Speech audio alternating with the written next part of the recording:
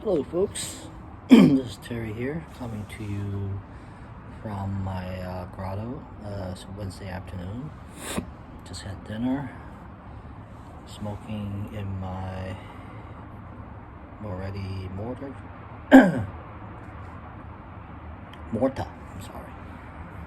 And in it, I'm smoking some Gallatin Hogarth Kendall Flake. It's a Virginia Burley blend with Lakeland essence.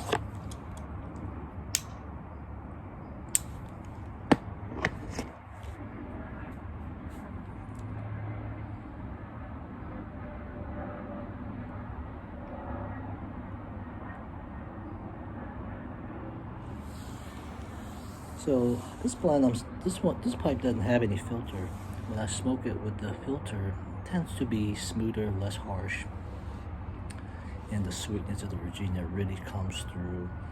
And then you get to that some nuttiness with from the burley. So it's a pretty good, even mixture. And then the side smoke with that Lakeland essence, it just really hits at home. It's a pretty good blend.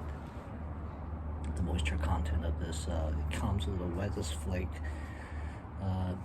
Even if you try to rub it out really fine, it's very difficult. I think the sugary content is quite high.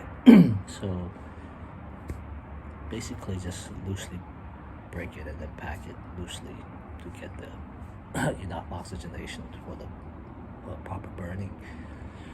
But there's no tongue bite. Towards the end, the moisture, you do want to take it slow because it will tend to burn hot if you're not careful.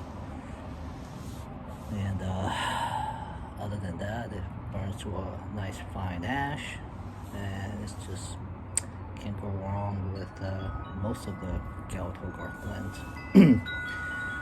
So unless you live under a rock, there's a lot of despair going on in the world. Violence, fighting, wars. It made me think back on the good and evil with J.R.R. Tolkien, Lord of the Rings. It's epitome of talking about comparing good and evil. And that series, when I first picked it up, I was in high school. It took me whole high school, 3 summers, 1 book per summer to read it. It wasn't a class requirement or anything. So after I finished reading it, it gave me a sense of pleasure, satisfaction, that I finished it. Then decades later, the movie comes out, and I'm so happy that it was a long movie, didn't skimp on many of the details. And, after watching it several times, you finally get the nuances, the characters, and all that, all coming together. But one thing that popped in my mind, there's one thing that the movie and the book really surprised me. Not sure if you have any one memorable moment. Perhaps you can do a video or comment on the bottom. But for me, it was Sauron's eye.